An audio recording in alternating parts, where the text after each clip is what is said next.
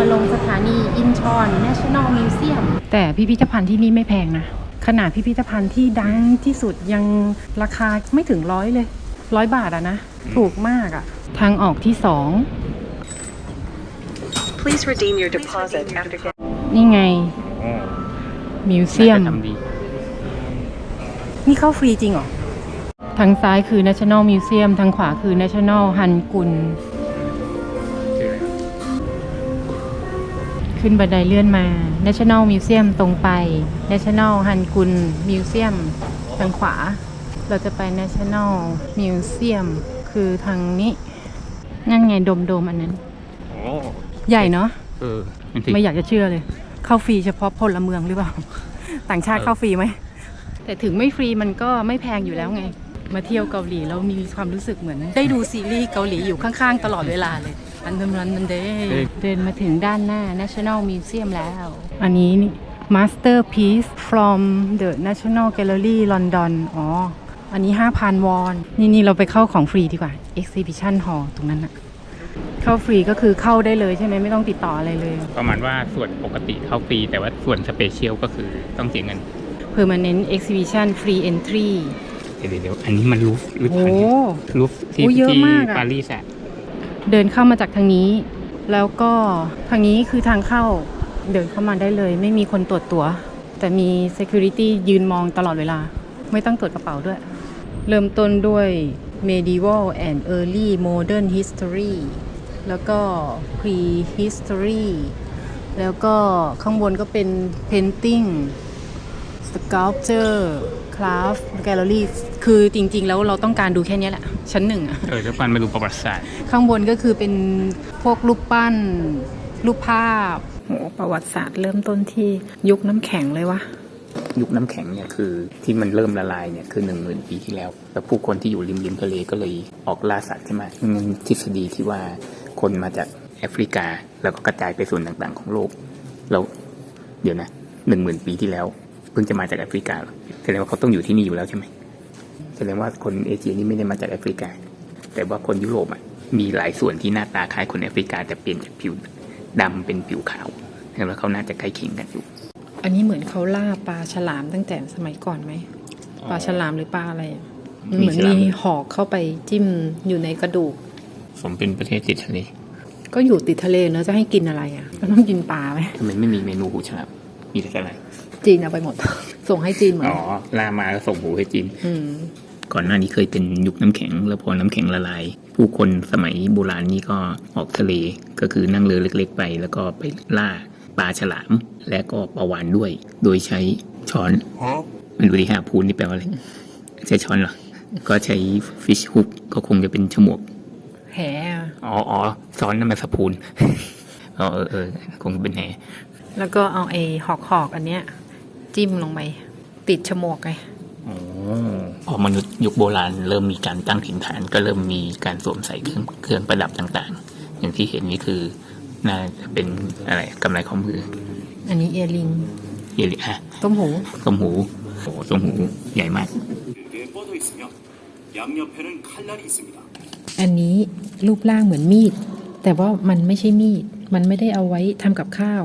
แต่มันคือเงินมันคือเงินไม่ใช่แลกเงินนะเงินไว้ใช้จ่ายมันเป็นคอยอ่ะเหมือนคล้ายๆคริปโตคอยอะไรเงี้ย ไอ้รูนั้นเอาน่าจะเอาไว้ห้อยนะจะได้แบบพกพาสะดวกใช่ไหมแต่ห้อยไปเดินทางคนก็เห็นทีนี้นะเขาบอกว่าอันนี้เป็นอาหารของคนชั้นสูงในสมัยนั้นว่ะอันนี้ก็เหมือนกันอาหารชนชั้นสูงเหรอให้ถ่ายว่าอันนี้คืออะไรกล่องใส่เลยมันคือรองเท้าแสดงว่าเท้าต้องเล็กมากนะต้นแบบของรองเท้าส้นตึกให้ถ่ายว่ามันคืออะไรหวีไม่ใช่ห้ามดูข้อเฉลยมันคือที่จิ้มขนมปังรองเท้าจ้ารองเท้านวดเพื่อสุขภาพนะอันนี้คือเราเหยียบลงไปตรงนี้อย่างนี้เหรอหรือว่าเป็นเอาไว้เดินตรงหิมะหรือเปล่าเดินบนหิมะก็น่าจะได้อยู่นะอันนี้คือเตาอันนี้ก็เป็น pottery ก็คือเตาเหมือนกัน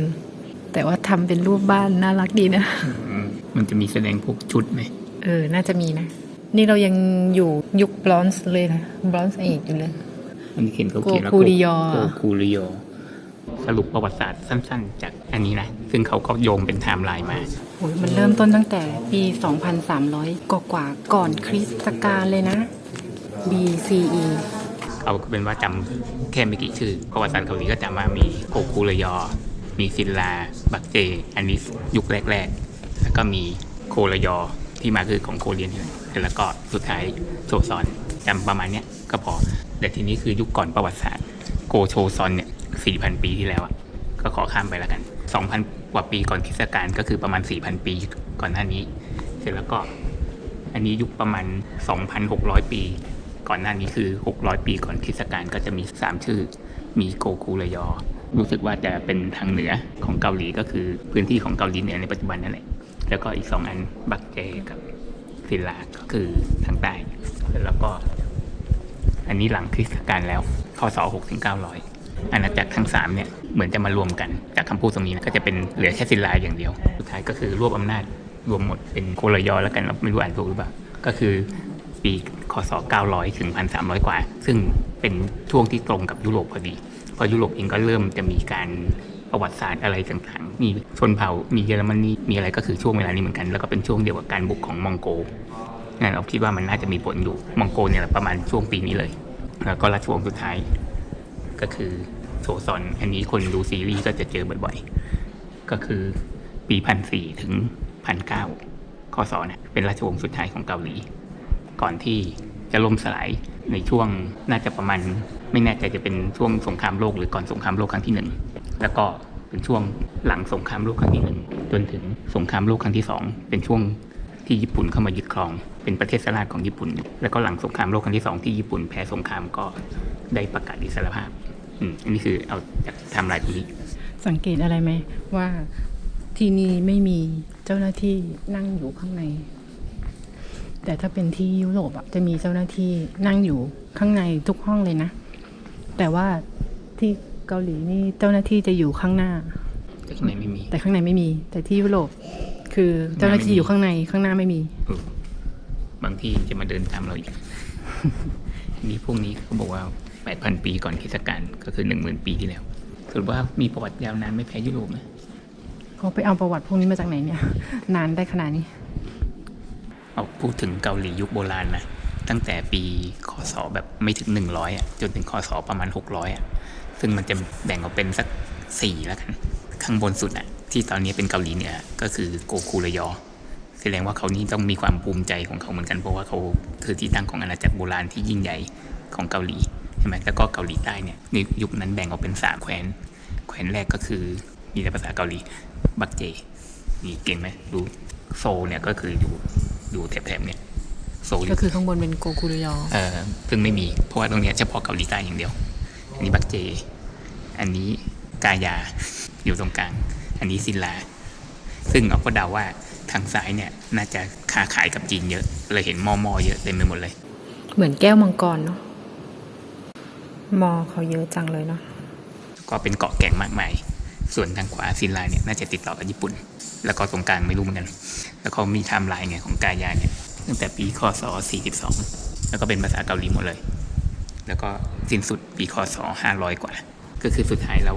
ทั้งหมดจะถูกควบรวมกันไปเป็นแคว้นโครยอก็คือเป็นที่มาของโคเรียหลังจากนี้เขาเรียกเจแปนว่าวะว่ะที่ญี่ปุ่นมีชื่อสั้นๆว่าวะเนี่ยก็เมื่อก่อนเราก็เคยเรียกเพื่อนบ้านชื่อสั้นๆใช่ไหมอย่างอินโดก็ชวาเวียดนามก็คือยวนพม่าก็มอญพม่าก็มอญตอนนั้นยังไม่มีพม่าที่เป็นตัวหลัก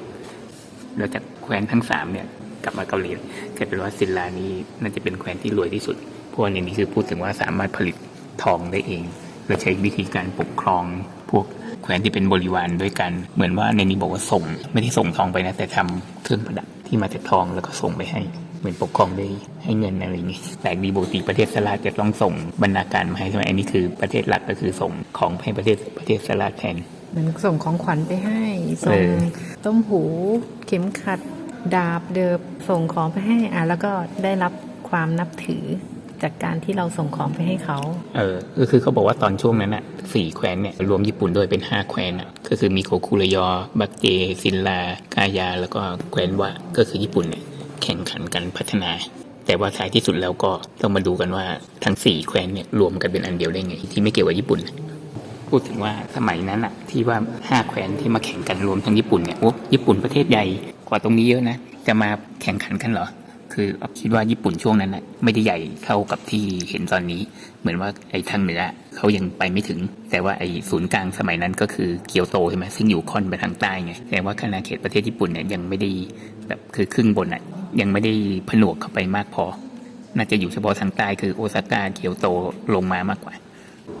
โหนี่เขาแกะสลักจากไม้นะเนี่ยโหสวยมากภายหลังเหมือนซินลาจะอ่อนแอลงซินลาที่ไปรวมกับอีก2แคว้นมาเนี่ยนะแล้วก็พออ่อนแอลงปุ๊บกลายมาเป็น3อาณาจักรอีกรอบหนึ่งก็คืออาณาจักรบักเจเดิมเหมือนมีความกล้าแข็งขึ้นมาแล้วก็โกคูระยอเดิมก็เหมือนกล้าแข็งขึ้นมากลายเป็นว่าจากที่เป็น1ก็แยกเป็น3อีกรอบหนึ่งสุดท้าย3อาณาจักรก็กลับมารวมกันกลายเป็นโคระยอบายหวังเจี้ยน มันก็แปลกจริงแล้วสุดท้ายก็กลายเป็นผู้ปกครองคนแรกของอาณาจักรโคระยอก็คือหวังเจี้ยนเนี่ยชื่อจริงเลยเราจะพูดภาษาเกาหลีว่าไงวังจียอนวังจียอนอันนี้ดูเป็นเกาหลีดิอันนี้คือกระโถนนะเขาเขียนว่าอันนี้คือกระจกไม่รู้ส่องยังไงนะมันจะมองเห็นหน้าได้ยังไงไม่เห็นจะมีเงาสะท้อนเลยอันนี้ยังเห็นได้อยู่เป็นเงาสะท้อนได้อยู่แต่อันนี้มองไม่เห็นเลย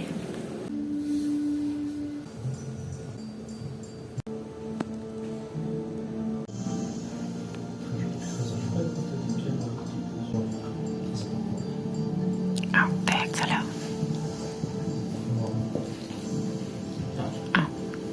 แตกเอาขึ้นไปไว้ข้างบนได้เลยแสดงว่าแตกระหว่างก่อสร้างไงมันอยู่ในถ้ำนี่สร้างอยู่ในถ้ำเลยโอ้โหสร้างเป็นวัดอุ๊ยจะชนแล้วเนี่ยคัมมันมันเป็นชาร์จิ่งสเตชันเปล่านี่เดินกลับบ้านเหรอเนี่ยโอ้เป็นญี่ปุ่นไม่ได้จะต้องทำเสียงน่ารักอันนี้เสียงไม่น่ารักใช่ไหมอันยองภาษาอังกฤษดิเสียงไม่น่ารักเลยไหนลองภาษาจีนดิอะไรญี่ปุ่นแสดงว่าความน่ารักมันอยู่ที่ภาษาเนอะถ้าเราพูดภาษาไทยแบบน่ารักดิยินดีต้อนรับค่ะไม่น่ารักเลย Please select a service for which you wished at the National Museum of Korea. There may not be a commentary. นี่เข้าฟรีจริงๆเนี่ยไม่มีวันให้จ่ายเงินเลยนะคือคนที่จ่ายเงินจ่ายเงินสร้างที่เนี่ยคือใครเขาสร้างดีมากเลยนะค่าไฟค่าน้ำค่าห้องน้ำอะไรเงี้ยนะนี่เราอยู่ชั้น1ยังไม่จบเลยอันนี้เป็นเจดีย์10ชั้นซึ่งสร้างในสมัยราชวงศ์โคระยอเป็นช่วงหลังซึ่งตรงกับราชวงศ์ถังของจีนพอดีเขาบอกว่าได้รับแรงบันดาลใจมาจากพระสงฆ์ของที่ว่าไปอัญเชิญพระพุทธรูปจากอินเดียแล้วก็เจดีย์เนี้ยเคยถูกขนไปที่ญี่ปุ่นเมื่อปี1907คงเป็นที่ญี่ปุ่นเข้ามาปกครองแหละเสร็จแล้วก็เอาไปแล้วก็สุดท้ายก็ได้กลับมาอยู่ที่นี่ในปี1918ตอนนี้เราเข้าสู่ยุคที่เรียกว่าเมดิวอลกันแล้วก็คือยุคกลางนั่นเองก็คือเริ่มต้นที่คศประมาณ600จนถึงประมาณ900ของเดิมมี3อาณาจักรใหญ่ใช่ไหมโกคุระยอบักเจซินลาอะไรแล้วทีนี้พอคศประมาณ600กว่าเกือบสรุปความอย่างนี้นะทางใต้อาณาจักรซินลาเป็นผู้ชนะก็คือมีความเข้มแข็งมากขึ้นสุดท้ายบุกบักเจ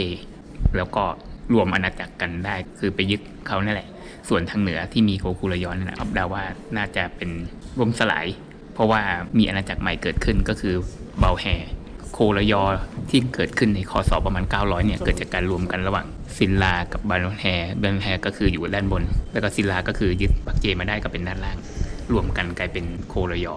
อันเนี้ยตรงนี้เขาบอกคศประมาณ660นี่ล่มสลายใกล้เคียงกันเลยนะคศ660บักเจล่มสลายคศ668โกคูระยอล่มสลายคศ698กำเนิดอาณาจักรใหม่คือเบาแฮซึ่งอยู่ทางเหนือดูจากชื่อในแผนที่ก็แสดงว่าโกคูระยอเดิมนั่นแหละล่มสลายแล้วก็เหมือนว่ามีคนก่อตั้งอาณาจักรใหม่ทางเหนือขึ้นมาแล้วทีนี้กว่าจะรวมกันเป็นโคระยอจริงๆก็คือปี900 ก็คือทางเหนือกับทางใต้มารวมกันนี่คือเราไม่รู้จักมาพระเจ้ากษัตริย์อะไรเลยนะเราเอาแต่จากแนวนี้อย่างเดียวเบาแฮคือข้างบนเนี่ยชื่อมันตรงกันแต่ข้างล่างก็คือทางฝั่งขวาคือศิลาใช่ไหมฝั่งซ้ายคือบักเจแล้วก็มารวมกันพอรวมประเทศแล้วก็แบ่งกลายเป็น12จังหวัดแล้วก็มีเมืองหลวงที่เป็นเมืองรอง5เมืองแผนที่ของอาณาจักรโคลยอก็คือขึ้นไปจนถึงตรงนี้สังเกตว่าจะยัง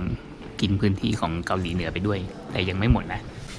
พื้นที่ครึ่งล่างของเกาหลีเหนืออยู่ในอาณาจักรนี้แต่ว่าพื้นที่ครึ่งบนเนี่ยมีเส้นป่าบางๆเนี่ยไม่ได้รวมเข้ามาด้วยเดาว่าคงเป็นของเบาแฮก็คือสรุปว่าเป็นอาณาจักรที่เรียกว่าบังเอิญมากๆเพราะว่าเกิดขึ้นคือมีกษัตริย์ที่เก่งมากนั่นแหละรวมประเทศได้ในปี900กว่าซึ่งบังเอิญว่ามันตรงกับว่าฝรั่งหลายประเทศเนี่ยก็คืออาณาจักรโรมันอันศักดิ์สิทธิ์หรือหลายประเทศเนี่ยเกิดขึ้นในช่วงปี900กว่านี้พอดีเหมือนกันเหมือนเป็นปีของการก่อกำเนิดอาณาจักรใหญ่ๆหลายประเทศทั่วโลกบังเอิญมันมาตรงกันแต่ของโรมันอันศักดิ์สิทธิ์เนี่ยอาจจะก่อนนิดนึงประมาณชาเลอร์มานปี800แต่ว่าประเทศต่างๆที่เราเข้าเมเซียมาเริ่มต้นปี900หมดเลยเขาก็มีการค้าขายกันไงไอการค้าขายมันก็คือเป็นการส่งข่าวกันด้วยไงบ้านฉันเป็นอย่างนั้นแล้วนะเมืองนั้นเขาเป็นอย่างนี้แล้วนะคนทั่วโลกเริ่มเดินทางกันมากขึ้นก็เลยอาจจะเป็นสาเหตุนี้เกิดอินสปายแล้วทีนี้ตอนช่วงปลายคืออาณาจักรนี้อยู่ประมาณ400ปีไปสิ้นสุดในปีประมาณ1300ซึ่งเป็นช่วงที่ประเทศไทยก็คืออาณาจักรสุโขทัยเริ่มก่อตั้งก็ของเรามัน700กว่าปีใช่ไหม1,300มาจนถึงตอนนี้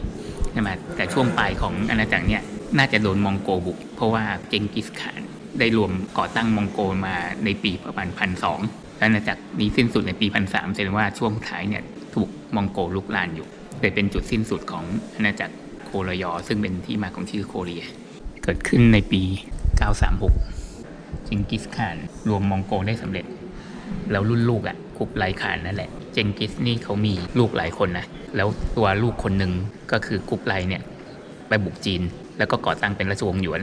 แต่ลูกคนอื่นไปบุกสารพัดที่เลยไปบุกตะวันออกกลางไปบุกยุโรปก็มีแล้วเนี่ยประเทศรัสเซียเนี่ยแหละซึ่งตอนนั้นยังไม่เป็นประเทศเนี่ยก็ถูกมองโกยึดแล้วก็ส่วนเผ่ารุสของรัสเซียเนี่ยก็เป็นเหมือนคล้ายๆว่ารับใช้มองโกไงแล้วมองโกก็ปกครองไม่เก่ง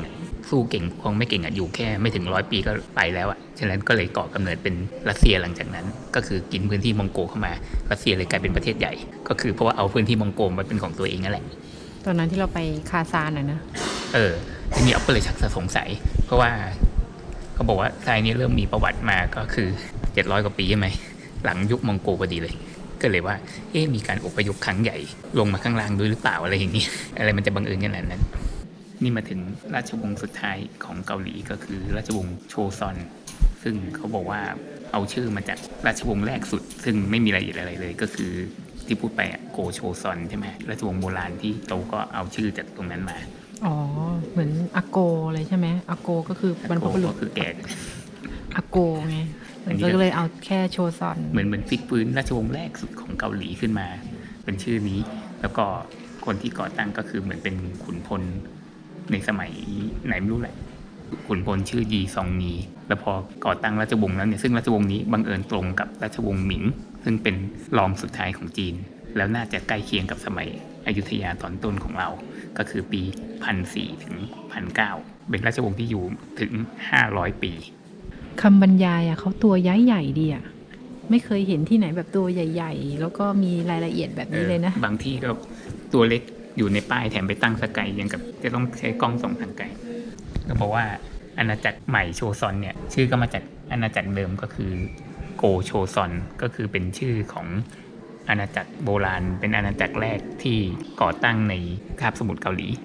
กษัตริย์ในราชวงศ์โชซอนมี28องค์เริ่มต้นจากองค์แรกก็คือ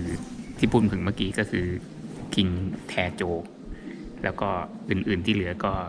ไม่ได้ดูซีรีส์เกาหลีนานแล้วเลยไม่ค่อยคุ้นชื่อแต่สุดท้ายเป็นเอ็มเพอเรอร์อยู่2องค์สุดท้ายเอ็มเพอเรอร์ซุนจงกับเอ็มเพอเรอร์โกจง2องค์สุดท้าย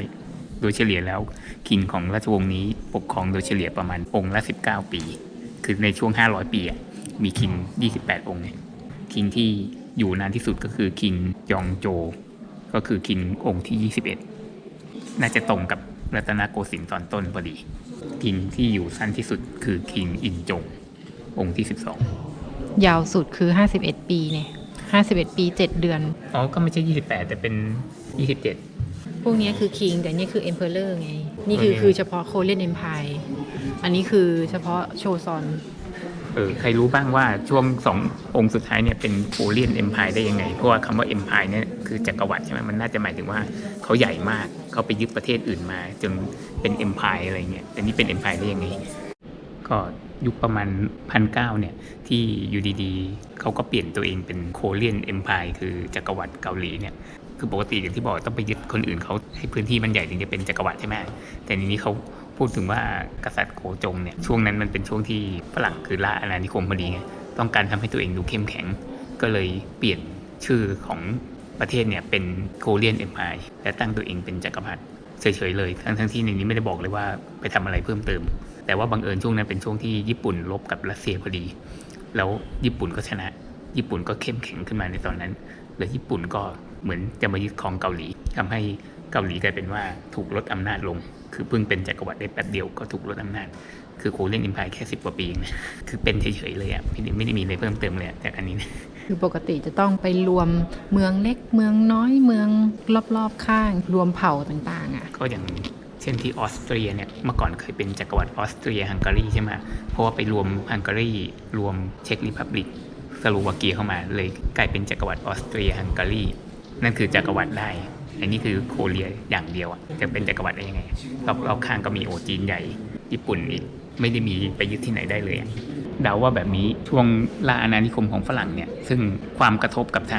างจีนกับญี่ปุ่นด้วยเนี่ยทำให้หลายๆชาติเนี่ยจีนญี่ปุ่นเกาหลีเนี่ยต้องปรับตัวใช่ไหมแล้วญี่ปุ่นเป็นชาติแรกๆที่ปรับตัวได้ก่อนคือช่วงต้นๆของการปรับตัวก็คือส่งพวกลูกหลานขุนนางเนี่ยไปเรียนที่ยุโรปเรียนการทหารนะแล้วญี่ปุ่นเขาปรับตัวก่อนแต่เกาหลีเองก็กำลังเตรียมจะปรับตัวเหมือนกันแล้วทีนี้ญี่ปุ่นเขาชิงได้ก่อนไงเขาก็บุกก่อนใช่ไหมไอ้เกาหลีที่ตามหลังเขา9-1ก็เลยกลายเป็นว่าโดนญี่ปุ่นบุกก่อนคือถ้าญี่ปุ่นช้ากว่านี้นิดนึงโคเรียนเอ็มพายก็อาจจะกลายเป็นว่าไปบุกญี่ปุ่นแทนแต่ละชาติก็ปรับตัวเพื่อเพิ่มความเข้มแข็งไงแล้วแต่ใครจะเร็วจะช้าอะไรอย่างเงี้ยไม่ปรับก็ตายคือเราปรับช้ากว่าเขาอ่ะก็เลยกลายเป็นว่าโคเรียนเอ็มพายอยู่ได้แค่10 กว่าปีเพราะว่า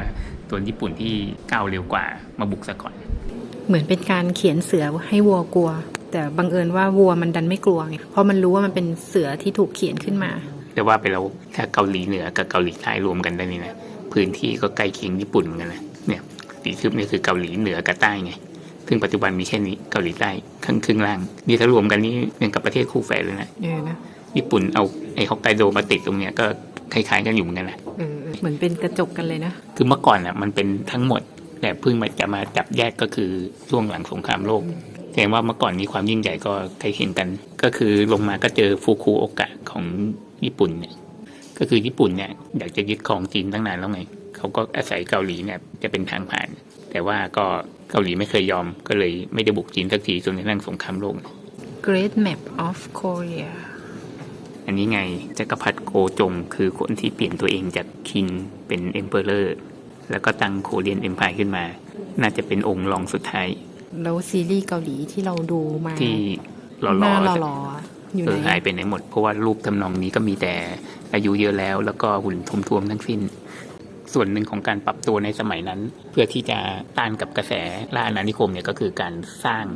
สิ่งก่อสร้างต่างๆสร้างทางรถไฟสร้างอะไรสารพัดเนี่ยตัวอย่างการสร้างอะไรสารพัดไปทั่วประเทศให้ดูทัดเทียมกับสากล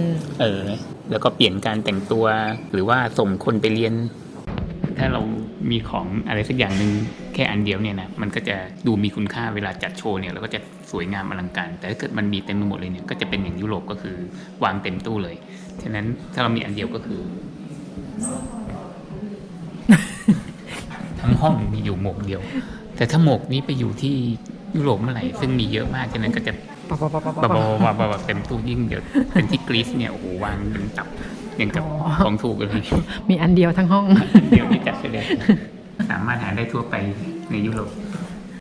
คือธีมของชั้น2เนี่ยก็คือ Donate Collection ก็คือสิ่งที่เขาให้มาเราก็ต้องจัดที่จัดทางให้เขาดีๆอย่างรูปปั้น2 องค์นั้นน่ะแล้วก็พยายามอ่านโพธิสัตวาคือพระโพธิสัตว์2 องค์เนี่ยคือเขาบริจาคมาเหมือนกันไม่ได้มีอะไรพิเศษก็คือไปซื้อมาจากที่พ่อค้าญี่ปุ่นที่เขาอาจจะมาเอาจากเกาหลีไป ก็แค่นั้น แต่ว่าสององค์นี้ตั้งอยู่ในห้องที่แบบว่ากว้างขวางมาก เป็นของบริจาคเขาอุตสาห์ให้มาแล้วฉะนั้นจะไปวางปนๆโหลๆไม่ได้ เราคงต้องเดินผ่านๆแล้วล่ะ เยอะมาก ถ้าเราอยากจะดูศิลปะแบบนี้ที่ไทยอ่ะมันต้องไปดูที่ไหน ที่เป็นศิลปะแบบตั้งแต่ยุคโบราณอะ อันนี้มีด้วยเปล่าวะ ยุคอะไรนะทาราวดี นั่นทีทำไมเรารู้ประวัติศาสตร์น้อยอย่างไรของประเทศตัวเองเนี่ย เราก็รุ่งเรืองอยู่นะ ก็ต้องมีศิลปะบ้างแหละ แต่อาจจะถูกทำลายไปอะนะเดินผ่านจริงเนี่ย เพราะว่าสมัยโบราณนะประเทศใกล้ๆเราทั้งหมดน่ะเวลาไปยึดใครได้เนี่ยเผาทิ้งหมดเลยตลอดเลยเลยไม่ค่อยเหลือเลย เผาทิ้งเสร็จแล้วก็กวาดต้อนคนที่นั่นเข้ามาอยู่ในเมืองหลวง ก็เลยถูกทิ้งอ๋อนี่ไง ก็เลยไม่ค่อยมีเหลือ แสดงว่าไอ้ภาพศิลปะที่เป็นบุ๊กเชลฟ์อะมันเป็นแบบสมัยโบราณเหรอเนี่ย พม่าดิพอมายึดกรุงศรีอยุธยาครั้งที่สองปุ๊บทำอะไรเผา เหมือนกำลังเลือกซื้ออะไร เลือกซื้อเฟอร์นิเจอร์ กำลังสร้างบ้านใหม่อยู่ ไปเหอะ อันนี้มันจะ5 โมงแล้ว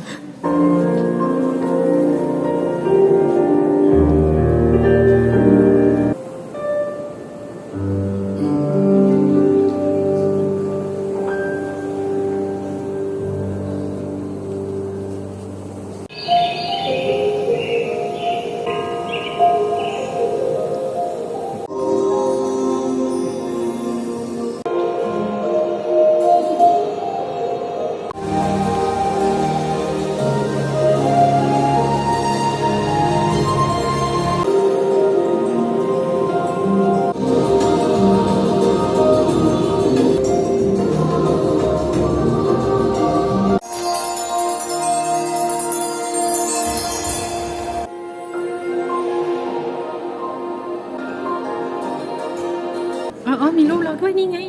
มันแค่นี้ โอ้ยทำไมรูปมันเล็กจังอะ ห้องรับอะไรปะเนี่ยมีสวิตช์เปิดแต่ว่า กดดิ จบเสร็จสิ้น National Museum of Korea ไม่ครบนะขาดชั้น 3 แต่ว่าขี้เกียจละ เป็นรูปปั้น เนี่ยเรามาชั้น 1 ชั้น 2 ชั้น 3 ยอมแพ้ แต่ยังแพ้รูฟนะแต่นั้นเรามาตั้งแต่เช้ามากนะอยู่จนถึงเกือบทุ่มนึงยังไม่หมดเลย อันนั้นเสียเงินไงเลยต้องเอาให้คุ้ม5 โมงแล้ว อุณหภูมิ 22 โอ้รถคนขึ้นรถไฟตอนเย็นเยอะมาก